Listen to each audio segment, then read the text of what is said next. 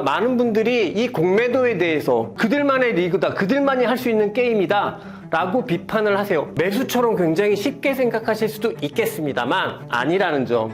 이 공매도 플레이는 그 자체로 굉장히 많은 제약을 가지고 있다라는 점 꼭 아셨으면 좋겠고, 진짜 가장 중요한 거는 정말 위험한 포지션이라는 거 꼭 이해해 주셨으면 좋겠습니다. 찐생 여러분 안녕하세요. 찐쌤 김진입니다. 오늘 필살기 시간인데 필요가 있어가지고 제가 이렇게 칠판 위에 있습니다. 근데 오늘은 어떤 이야기를 드릴 거냐면요. 많은 분들이 요새 이제 다시 궁금해하시는 공매도, 이 공매도 재개 영향에 대해서 조금 말씀을 드려보려고 합니다. 사실 그 사이에 제가 몇 번이고 공매도에 대해서 말씀을 드린 적은 있어요. 근데 이게 워낙 이제 이 공매도에 대해서 부정적인 생각들이 많으시다 보니까 제 이야기를 귀담아서 안 들으시더라고요. 이제 진짜 공매도에 대해서 제가 말씀드리는 게 마지막이다 생각을 하고, 아 그래 죽도록 한번 욕을 먹어보자 이런 생각으로 대신에 자신 있게 제가 아는 그대로를 말씀을 드려보려고 합니다. 많은 분들이 공매도에 대해서 이제 부정적인 생각들을 많이 하시죠. 여러분 아시겠지만 저는 프랍 트레이더 출신이잖아요. 이런 말씀 드리면 바로 영상을 끊으실지도 모르겠습니다만 프랍 트레이더 그리고 헤지펀드 매니저, 이 두 집단이 공매도의 양 세력입니다. 좀 솔직하게 말씀을 드려서 그냥 이렇게 딱 말씀드릴게요.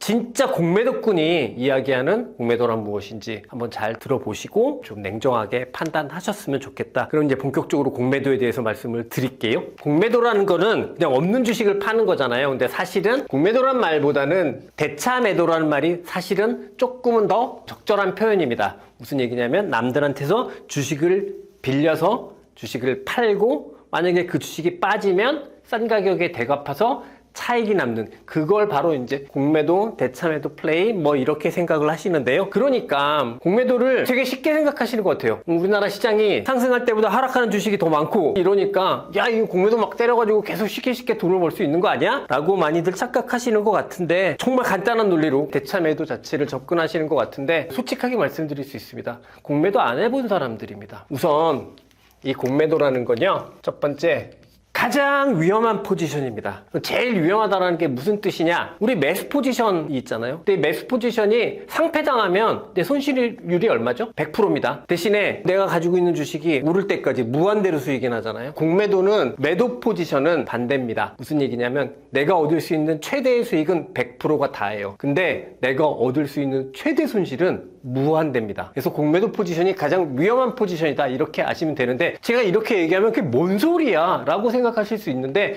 제가 조금 쉽게 또 설명을 드려볼게요. 어떤 사람이 10,000원에 10주에 공매도를 했다고 생각을 해보겠습니다. 근데 재수가 없어서 이 주식이 50,000원이 됐습니다. 그러면 나는 투자 원금이 100,000원이잖아요. 근데 손실은 얼마일까요? 500,000원입니다. 내 투자 원금보다 훨씬 더 많은 손실을 가질 수밖에 없습니다. 근데 내가 성공을 했다 생각하겠습니다. 그래서 이 10,000원짜리 주식이 1,000원이 됐어요. 성공했죠. 10분의 1 토막 났으니까. 그러면 1,000원 이렇게 되잖아요. 그럼 여기서 얻을 수 있는 수익은 얼마일까요? 90,000원입니다. 10,000원짜리 주식이 매도 포지션을 잡았는데 1,000원까지 가는 그런 엄청난 성공을 거뒀음에도 불구하고 내가 얻을 수 있는 수익은 9,000원이거든요. 근데 얘가 20,000원만 갔다고 생각을 해볼게요. 그래도 저는 얻을 수 있는 손실이 마이너스 200,000원이 됩니다. 10,000원짜리 주식이 20,000원 가는 게 쉬울까요? 10,000원짜리 주식이 1,000원 가는 게 쉬울까요? 이게 훨씬 더 쉽겠죠? 그러니까 사실은 손익비가 굉장히 안 맞아요. 내가 지는 위험은 너무 크고 내가 얻을 수 있는 이익은 되게 작아요. 그렇기 때문에 가장 위험한 포지션입니다. 가장 위험한 포지션이고 특히 손실이 무한대라고 말씀드렸잖아요. 그렇기 때문에 이 주식을 빌려준 사람, 그리고 이 주식을 빌려주는 걸 중개해주는 증권사 입장에서는 이 사람의 무한대 되는 손실을 담보로 가지고 있어야겠죠. 100,000원이 원금인데 마이너스 200,000원이 되고 마이너스 500,000원이 되고 이렇잖아요. 그러면 이러려면 계속해서 이 손실만큼의 돈이 있거나 이 손실을 메꿀 수 있다고 가정하는 담보가 있어야 되잖아요. 그러니까 이걸 중개하는 증권사 입장에서도 굉장히 위험한 거래를 하는 거거든요. 그렇기 때문에 이 풍부한 계좌에 돈이 있거나 담보를 제공할 수 있는 기관 투자가를 중심으로 이 공매도 시장은 형성될 수밖에 없는 겁니다. 많은 분들이 이 공매도에 대해서, 대차 매도에 대해서 비판하실 때 뭐 그들만의 리그다, 그들만이 할 수 있는 게임이다 라고 비판을 하세요. 맞는 이야기고 앞서 말씀드린 대로 약간은 기울어진 운동장이 있기 때문에 이걸 평평하게 만들 이유는 있습니다. 분명히 그런 요인은 존재하지만 기본적으로 기관 투자가를 중심으로 구성될 수밖에 없는 게 이 공매도 시장이라는 건 제가 앞서 말씀드린 대로 중개하는 회사 입장에서 보면은 엄청난 위험을 지고 있는 거기 때문에 어쩔 수 없이 담보를 제공할 수 있는 기관 투자가를 중심으로 형성이 된다. 이렇게 이해를 해주시면 좋을 것 같습니다. 두 번째 특징 중에 하나가 공매도는 업팅 룰이라는 매매 룰이 존재합니다. 이건 다 전 세계 동일합니다. 근데 이 업팅 룰이 뭐냐면요. 한 주식이 있습니다. 10,000원 팔자, 9,500원 사자. 사자 호가, 팔자 호가가 있습니다. 제가 공매도를 치고 싶잖아요. 그러면 9,500원 팔자의 매매 주문을 못 냅니다. 업팅 룰은 팔자 호가에 주문을 낼 수 없게 되어 있는 게 공매도 룰입니다. 무슨 얘기냐면 내가 이 주식을 공매도로 하려고 하면 10,000원 이상으로 받쳐놓고 있어야 됩니다. 그러니까 사자 호가에다 대고 공매도는 매도를 칠 수가 없어요. 예전에 회사에서 이게 전산이 구비가 안 돼서 이렇게 주문이 나간 적이 있었거든요. 근데 그거 나갈 때마다 항상 감독원에 소명했어야 했고 벌금 맞고 그랬습니다. 예, 기본적으로 업팅도 다 전산에 막혀 있어요. 헤지펀드들, 프랍 트레이더들 공매도 할 때 이 업팅 룰에 다 걸립니다. 그래서 매수 호가에다 대고 매도가 주문이 아예 안 나가요. 그렇기 때문에 시장이 급락을 하는데 공매도가 막 나오면서 시장이 급락을 했다라고 해석을 한다면 그거는 아주 정확한 해석이라고 볼 수는 없습니다. 세 번째는 대차 수수료라는 게 존재합니다. 앞서 말씀드렸듯이 공매도라는 건 그냥 매도를 때리는 게 아니라 주식을 남한테 빌려와서 그 빌려온다라는 약정을 하고 그리고 주식을 매도하는 거잖아요.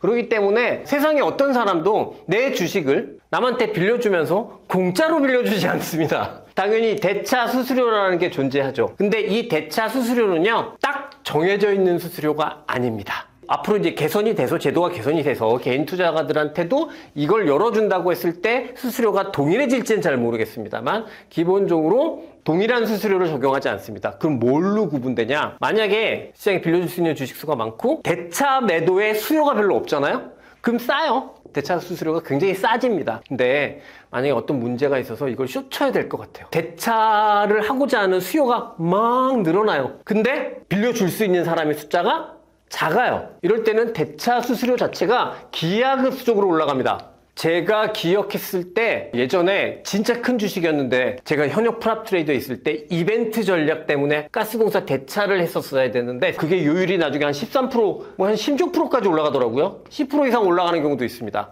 앞서 우리가 여기 가장 위험한 포지션 얘기할 때 대차 포지션의 맥스 수익률이 100%라고 얘기했잖아요. 근데 13%, 16%면 완전 골입니다, 이거. 그래서 제가 13%, 16%의 비등 잡힌다 그러길래 됐다 하지 말자 이랬습니다. 그렇기 때문에 세상에 어떤 포지션을 취할 때 공짜란 존재하지 않습니다. 그렇기 때문에 이렇게까지 생각을 해본다면 포지션 자체가 되게 위험하고 그 다음에 업팅 룰이라 그래서 포지션을 잡기에도 불편한 매매 룰 자체가 존재하고 또 다른 비용이 발생한다라는 점에서 공매도는 기관 투자가들은 이런 걸 많이 하니까 나도 시장이 나쁠 때 이거를 해서 금방 돈을 벌 수 있겠지라고 생각하시고 매수처럼 굉장히 쉽게 생각하실 수도 있겠습니다만 아니라는 점. 이 공매도 플레이는 그 자체로 굉장히 많은 제약을 가지고 있다라는 점 꼭 아셨으면 좋겠고 진짜 가장 중요한 거는 정말 위험한 포지션이라는 거 꼭 이해해 주셨으면 좋겠습니다. 공매도 위험하다는 것도 알겠다.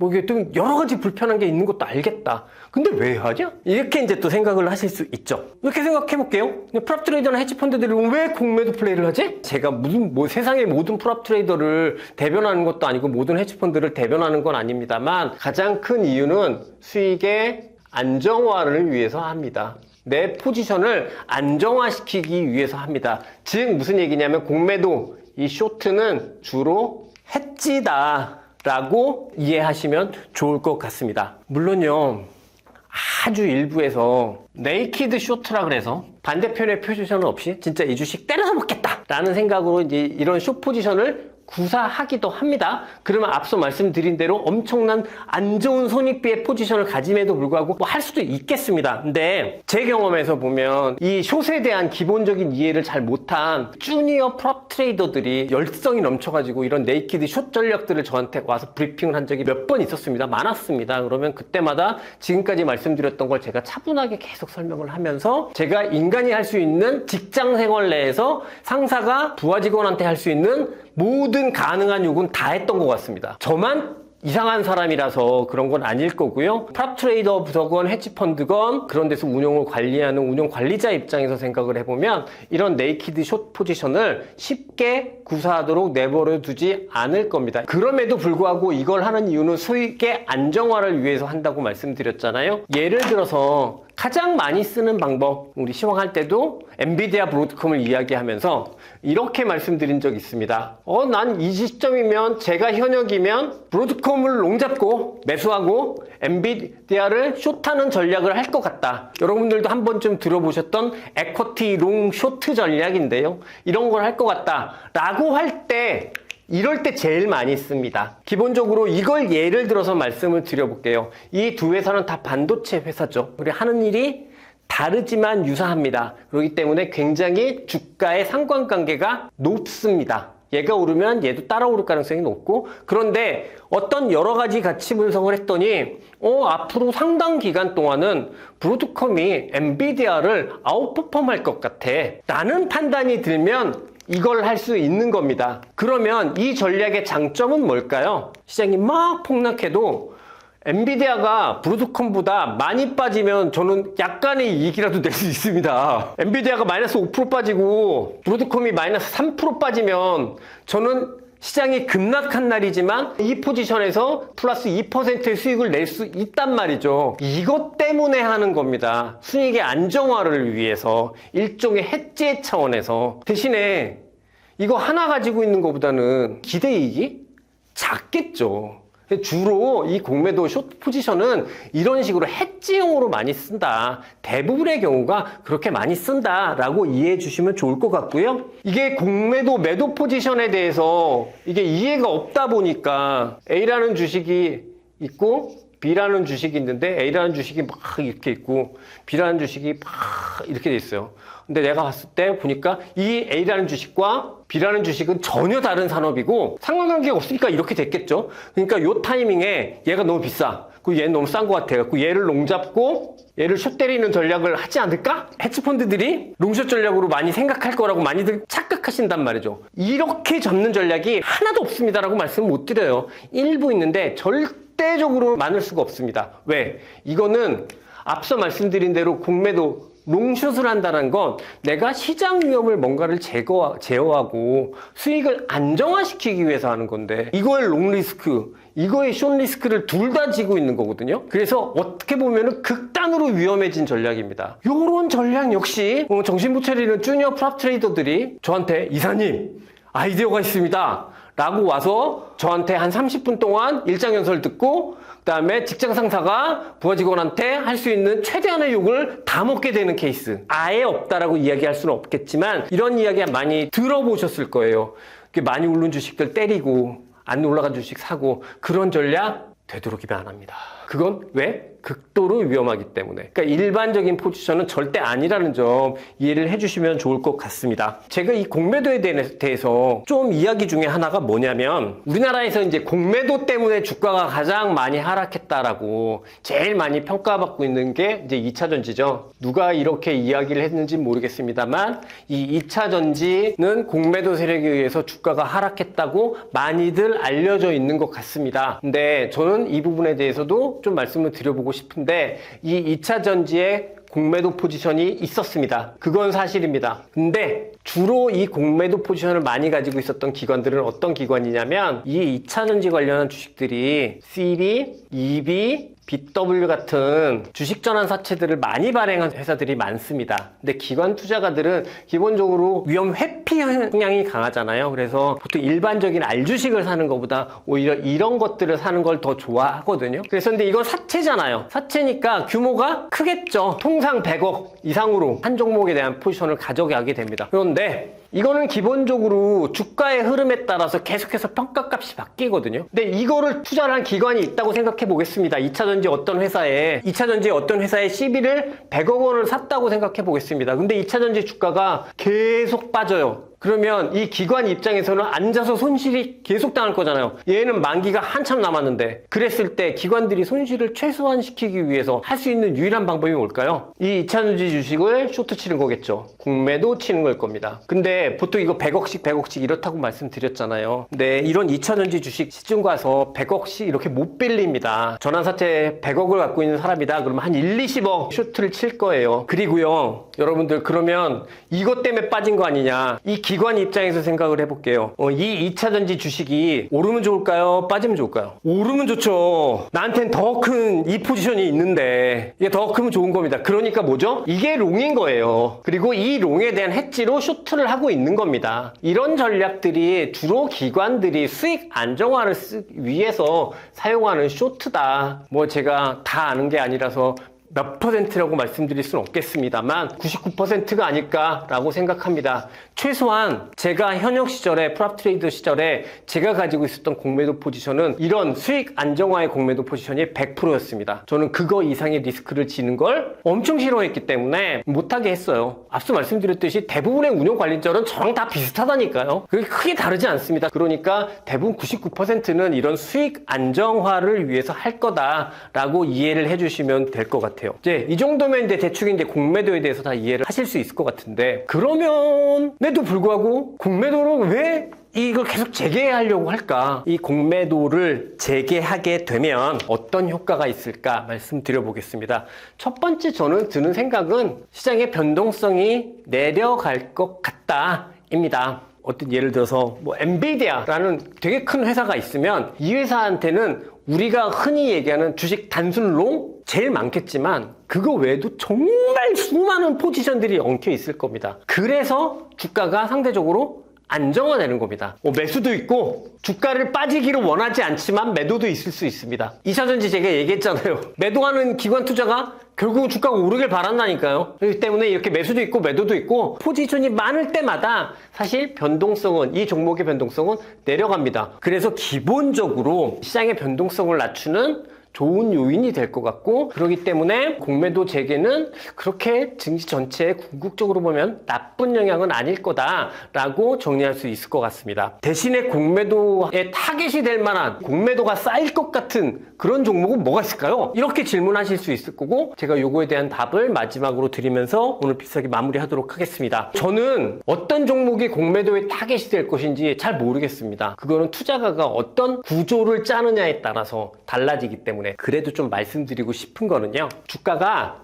많이 하락한 기업이거나 주가가 많이 상승한 기업인데 이 회사가 봤더니 CB, BW, EB와 같은 주식 관련한 사채를 많이 발행한 기업들이 있을 거예요. 그런 기업들은 공매도가 재개되면 우선적으로 이 CB, BW, EB 같은 거를 투자하고 있었던 기관 투자가 입장에서는 되도록이면 빨리 해지하고 싶을 거예요. 주가가 빠진 것도 마찬가지고 올라간 것도 마찬가지일 겁니다. 올라간다고 무조건 해지하지 않습니다. 오히려 빠지는 걸 더 해지하려는 욕구가 있거든요. 그렇기 때문에 CB, BW, EB 같은 주식 관련한 사채들을 많이 발행한 기업들 같은 경우에는 이 공매도 잔고가 조금은 증가할 가능성이 있지 않을까 이렇게 생각을 합니다. 여러분들 혹시 투자를 하실 때 한번 보세요. 기업 공시 내역을 보시면 CB, BW, EB 같은 주식 관련한 사채들을 많이 발행한 기업이냐, 그러면 공매도 재개됐을 때 대차 잔고가 쌓일 가능성이 있다. 대차 잔고가 쌓인다고 해서 주식이 못 올라갈까요? 아닙니다. 이 정도로 이제 제가 오늘 공매도, 대차 매도에 관해서 드릴 수 있는 말씀은 다 드린 것 같습니다. 사실 이제 정말 많은 분들이 공매도에 대한 이해가 많지 않은 상황에서